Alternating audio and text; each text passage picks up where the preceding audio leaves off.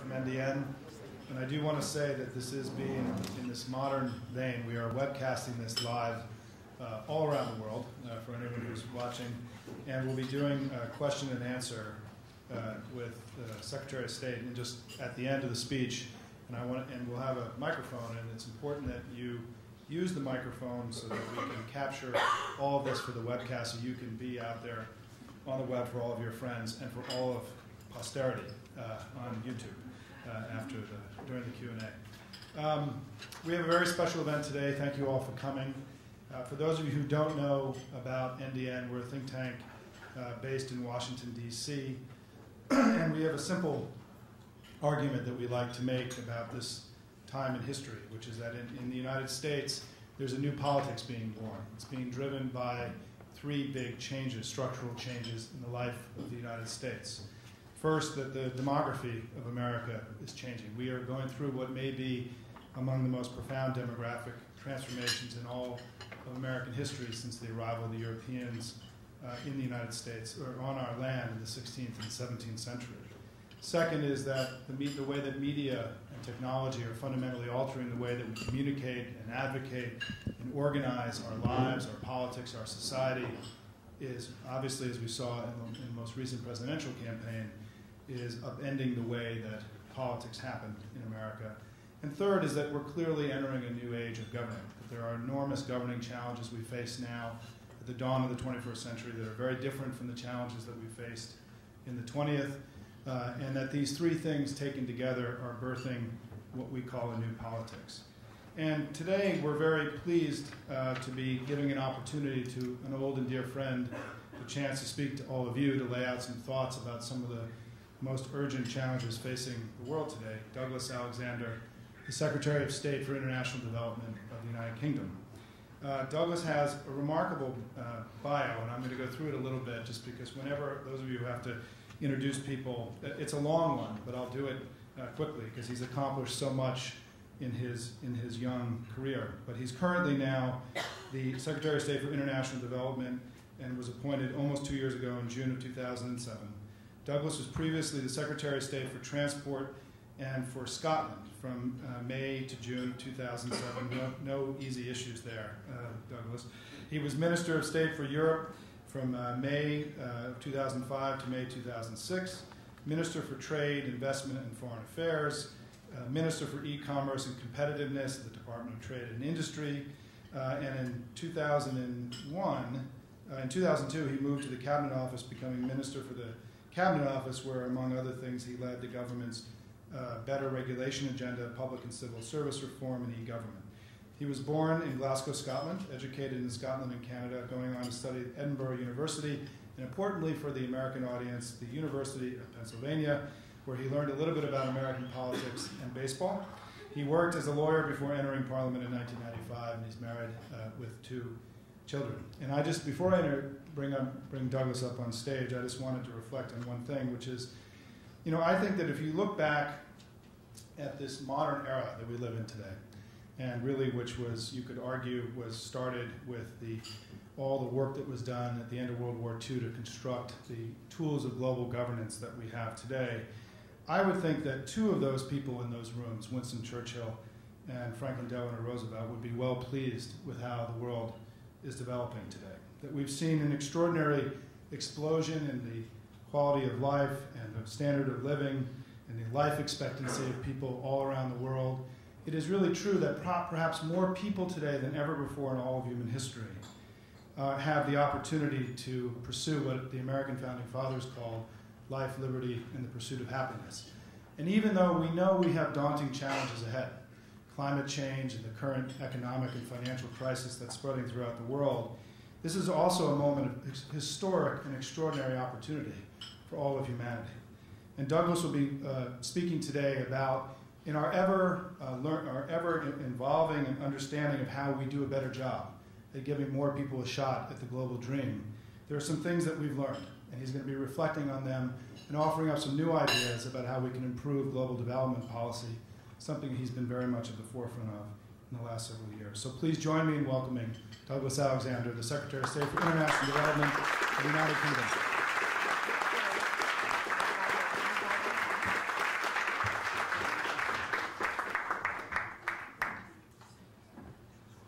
Simon, thank you very much for that generous and kind introduction. Nobody is more surprised than I, as somebody who attended the University of Pennsylvania, to find myself in the Harvard Club of New York. But it is a great privilege, indeed a great pleasure to be here. And let me begin by paying tribute to the work of the New Democratic Network. Over recent years, many of us have come to recognise the centrality of NDN to the cutting edge of debate within the Democratic Party in the United States, and both the election of the new administration last November in Washington and the need for responses to the unprecedented financial crisis that we are now living through suggests to me, certainly, that NDN will be an even more influential forum for debate, discussion and new ideas in the years ahead. Yet, as we look ahead to those challenges for today and tomorrow, we all undoubtedly remain shaped by our history. It is now almost 8 years since the terrible attacks of the Twin Towers here in this great city of New York. And ever since that tragic event, Britain and the United States of America, as so often down the decades of our shared history, have stood shoulder to shoulder.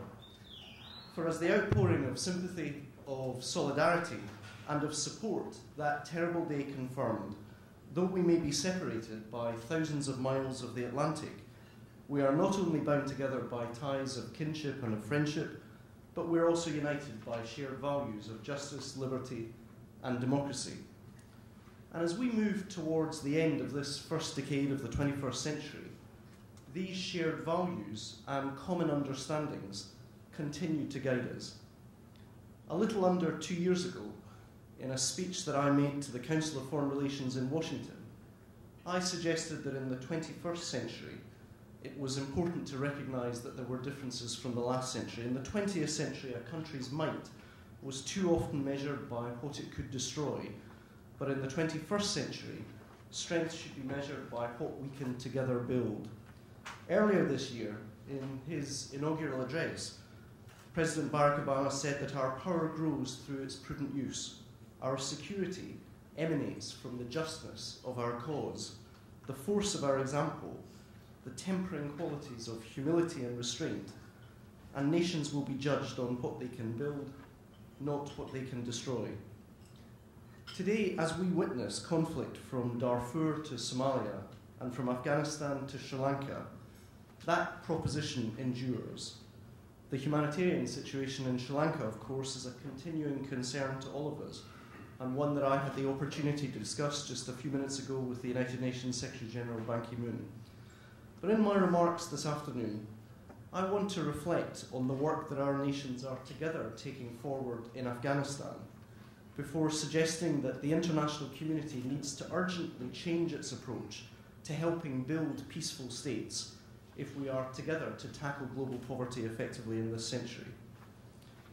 The setting of this speech and our remembrance of those events of 9/11 should remind us all of the reasons for our joint mission in Afghanistan: to protect our national security by confronting the terrorism of Al-Qaeda and the Taliban who sheltered and supported them in their murderous endeavours. And we meet here today just 1 month after nearly 90 countries and international bodies gathered in Europe in The Hague to support President Obama's new strategy for Afghanistan and the commitment of an additional 21,000 American troops. So I want to take this opportunity this afternoon to pay tribute to America's renewed international leadership and to the courage, professionalism and heroism of your servicemen and servicewomen, along with our own, who are risking their lives every day in pursuit of Afghanistan's freedom. The United States and the United Kingdom, as the two largest providers of troops, are working together in pursuit of one common mission: to help Afghans overcome the insurgency and secure, govern and develop their country for themselves. And in the last 7 years, some real progress has been made. 6 out of 10 Afghans exercised their democratic rights by voting in elections for the first time in more than 35 years. 5 million refugees have been able to return to their homes in Afghanistan. 6 million children are now enrolled in school, compared to just 1 million boys back in 2001. And where just 1 in 10 Afghans lived in districts with access to basic health care, that figure is now up to 8 in every 10. And behind these statistics often lie quite extraordinary human stories, stories of courage, of perseverance, and of possibility. I remember visiting a school near Kabul last year and talking to a 10-year-old girl called Zamina. She told me her friends now have aspirations to become doctors and teachers, raising their sights above the wildest dreams of their mothers or grandmothers. And Zamina herself told me of her desire to become a policewoman, to serve her country and its people. Just 8 years ago under the Taliban, it was illegal for girls like Zamina even to attend school in that country. Now she's one of roughly 2 million girls enrolled in schools right across the country. This progress is all the more remarkable when we acknowledge the continuing and very real perils affecting that country. In the last 6 months, many Afghans have become more pessimistic rather than more optimistic about their personal safety and their country's prospects for moving forward. Violence in particular still stalks the south, including beheadings, kidnappings, suicide bombings, and attacks on civilians, including teachers and the girls they're endeavouring to teach. And as Hanif Atmar, Afghanistan's Minister for the Interior, told me recently, Afghanistan in truth is facing 4 simultaneous scourges that would individually trouble any country anywhere in the world: the challenge of narcotics, of grinding poverty, of insurgency, and of weak governance. That's why the department that I lead, the United Kingdom's Department for International Development, is working right across the waterfront to help the government of Afghanistan meet these shared challenges. We provided £134 million in support to Afghanistan last year, and we are committed to providing a further £150 million over the years ahead to 2013. Our support focuses on 3 of the Afghan government's own objectives: building state institutions, improving economic and aid management, and improving the livelihoods for poor people. We are putting the concept of state building at the very centre of our work, for example by helping the government to increase its own revenue and to strengthen its budget systems. For the same reason, we provide at least half of our assistance through the government of Afghanistan's own systems. By working through the government, we can strengthen it. Working around it, by contrast, would weaken it. Afghanistan has never had a strong centralised government, but sustainable peace and our eventual exit strategy from our development work depends on helping to create a stronger government that has credibility with its own people. So we are increasing our help for core state functions, including the presidency, local government, and the justice system more broadly. The geopolitical importance of Afghanistan inevitably makes it a foreign policy priority, both for the United States and the United Kingdom, and indeed all of our NATO allies. But we are united in our understanding that we cannot focus on Afghanistan alone.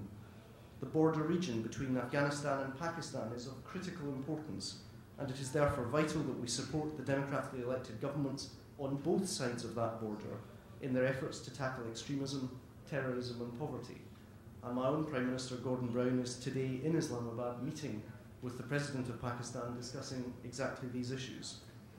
Instability around the border areas destabilises both of those countries, and the threat of conflict can only slow progress towards the pursuit of the Millennium Development Goals. Despite some real and recent improvement, Pakistan is already lagging behind the rest of the region in tackling health and education inequalities. So we in the United Kingdom are doubling our aid to Pakistan to £480 million in the years to 2011. We're planning to spend £250 million on education, and around half of that will go to those border areas. But we won't be naive about what we can achieve working on our own. Pakistan will have to provide the political leadership to resolve its own problems, and the role of the United States, with its much greater resources, will be crucial to this shared endeavour. Today, I want to suggest to you that this rightful focus in Afghanistan and Pakistan on strengthening security and governance holds a vital and broader lesson for wider efforts to tackle global poverty in the 21st century. In the 1990s, half of the countries where life expectancy, education standards, and income went backwards have been involved in violent conflict, and research has shown that a single civil war can cost the same as the sum spent annually on development aid worldwide. Indeed, civil war leaves a country on average 15% poorer. Half of all the children who die before the age of 5 are born today in fragile states, and civil war is more likely to break out in low-income countries. So there's a vicious cycle of poverty leading to violence, leading in turn to more poverty. Not only do these fragile states face the greatest development challenges, they also export their problems to the region. Conflicts all too often spill over borders, destabilising entire areas of the world. And an outbreak of disease in a fragile state can swiftly drag in its neighbours, as we saw with the spread of cholera from Zimbabwe to neighbouring South Africa. So in response to this challenge, many donors, including the United Kingdom, have already shifted additional resources towards those fragile states. But my key point today is that fragile states don't just need our money, they need a different approach to help them tackle the root causes of their fragility. And in contemplating this different approach, we should also remember that while the challenge of reducing conflict is great, it is far from insurmountable. Armed conflicts around the world are down by more than 40% since the early 1990s, a real success. Some 100 conflicts have been ended since 1998 around the globe. And according to research conducted at the University of British Columbia, the international community, and especially the United Nations, have played a key role in helping bring peace to war-torn peoples. But if we are to resolve these conflicts that persist elsewhere in the world, we must help to provide opportunities for the poorest people so that they have genuine choices in their life to ensure that resorting to violence, gun running or kidnapping are not their only options. Somalia, perhaps, provides the most contemporary example. It has become infamous for pirates that plague its coastline. And I say that with some personal feeling, as one of my own constituents from the community that I represent in the British Parliament was himself a recent victim of their criminal activities.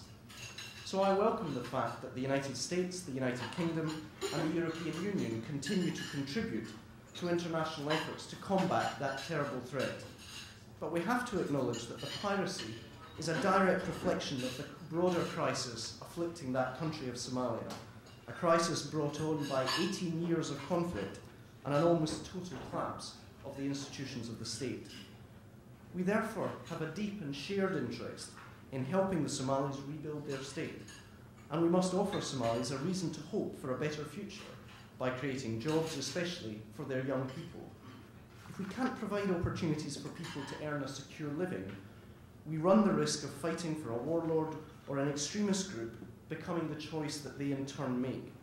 That is why we are stepping up our contribution to employment generation programs through the United Nations and organisations like the ILO, which has already created 90,000 workdays for young men and women in Somalia through small road building schemes, for example in the Isle district, which is where most of the pirates come from. Somalia, of course, is an extreme example of the challenges we face in many poor countries, but it is worth reflecting and reminding ourselves that we ourselves face some of the same challenges, wherever we live. Whether it's in Baltimore, in Brixton, or in Basra, there are people who will pay our children to pick up a knife, or a handgun, or an AK-47, and to use it to commit acts of violence. The challenge we face in rich and poor countries alike is to give people a choice and a stake in their communities, the chance to earn an honest living, and provide for themselves and their children without having to turn to violence and indeed to crime. That is why we require a fresh approach. For decades, we have worked to support economic growth and provide basic services like clean water, like health, and like education. But I believe in countries afflicted by conflict, we must now add to that core mission a commitment to build peace and to build functioning states. First, that means supporting lasting political settlements.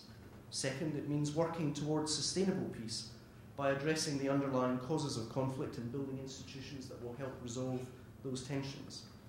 Third, we must help establish effective states that can survive on their own by supporting governments to raise tax revenues and provide basic security, justice, and the rule of law.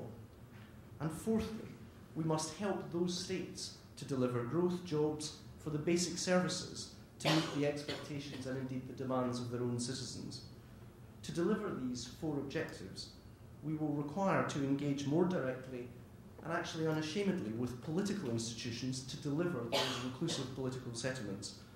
And it will also require that we support states in reforming their armed forces, their police, and their court systems. I need hardly suggest to an audience such as this that politics matters in all societies, but in fragile states, politics can make quite literally the difference between violence and the path to prosperity.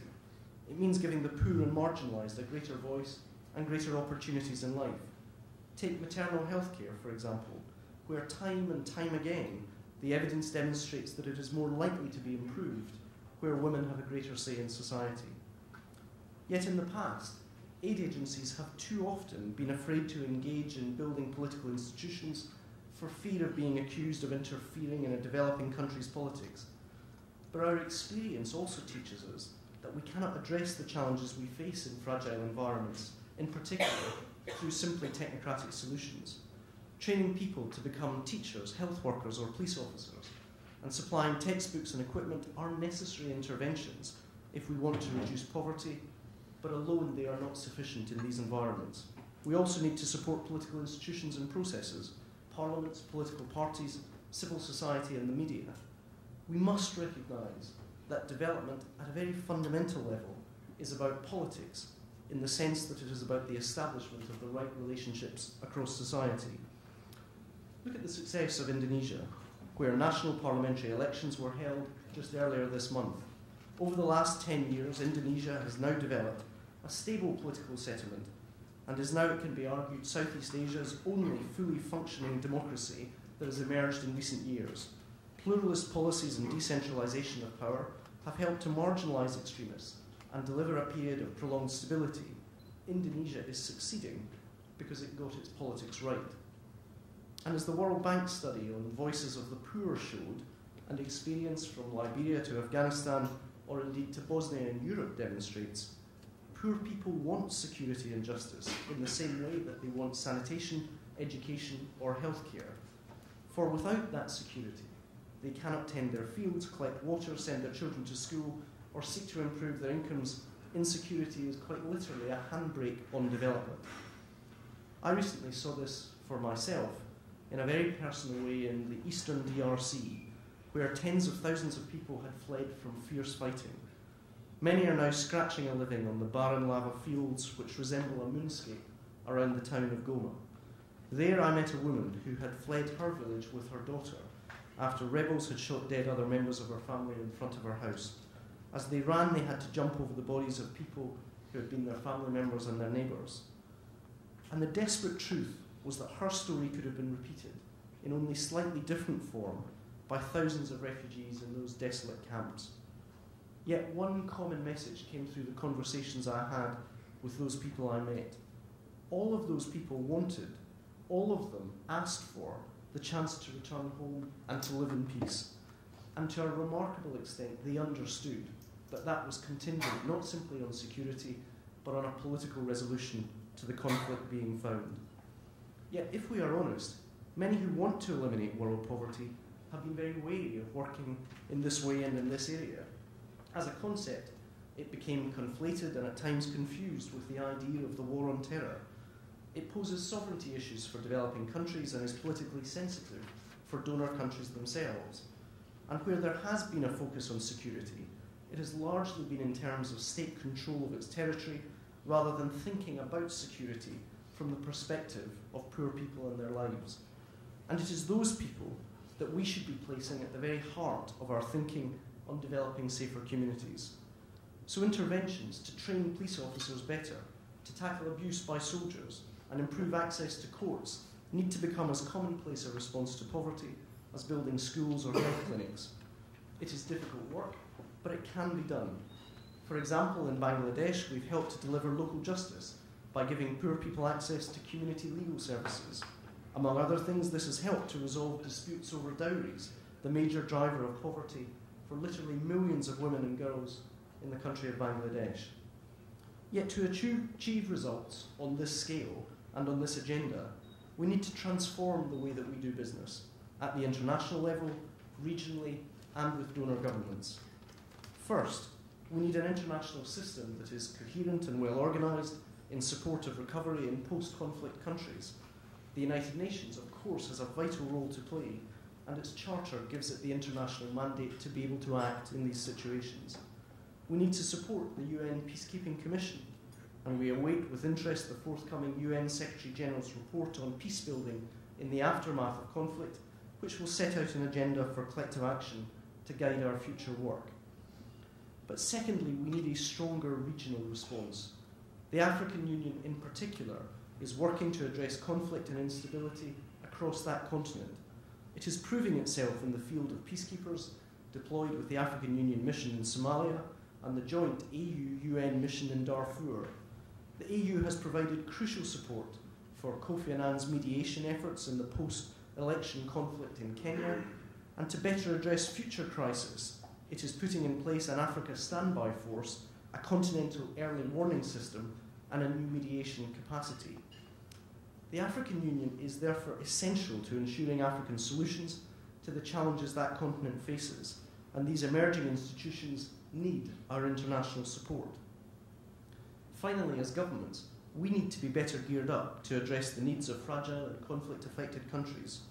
Altogether, my own department has more than doubled its spending on insecure countries over the last 5 years to over £1 billion a year, and in future it will form an even greater part of our work. We need to send some of our best people to these many of the toughest places. Britain and America, regional international organisations alike, need to build up a cadre of experienced staff with the seniority and skills to work towards state and peace-building objectives, including greater capacity to help governments provide security and justice for ordinary people. That is the work on which my own department is now engaged, and this summer we will publish a policy agenda setting out our new approach to working in fragile and conflict-affected states. That publication will chart the way forward for my department and be just the latest step we take in our efforts to tackle global poverty. It is that work which has animated our efforts since 9 years ago in this city. 187 global leaders gathered to make a solemn pledge to the world's poorest people. The leaders gathered on that day and agreed 8 goals on health, on education, on poverty and on hunger to help the poorest people in the world achieve a better life by 2015. And since that time, some extraordinary progress has been made. 300 million more people have been lifted out of extreme poverty. 40 million more children are today, this morning, in schools. The number of people on antiretroviral drugs have risen from just 100,000 in 2000 to some 3 million today, and 500 million more children have been vaccinated against killer diseases that still stalk our planet. But these gains are today under threat, as we all know, from economic crisis and enduring conflict. Just last month, the G20 meeting took place in London to reaffirm their commitment as global leaders to tackling poverty and getting the global economy moving again. And I've just come from the spring meetings of the World Bank and the IMF in Washington, DC, where donor countries agreed again to try to stop that crisis becoming a human calamity for the world's poorest people. The early years of this century have shown us that only by strengthening a government's capacity to govern and helping to build strong and effective states can we overcome the challenges faced by those countries suffering from conflict, violence and poverty. And by helping these countries that are in or on the edge of conflict to take steps towards sustained peace, we can and we will make a decisive contribution to achieving a safer, more equal and more prosperous world. That, I believe, is our opportunity. That, I believe, is our responsibility. But I also believe that working together, it can be our shared achievement. Thank you very much indeed.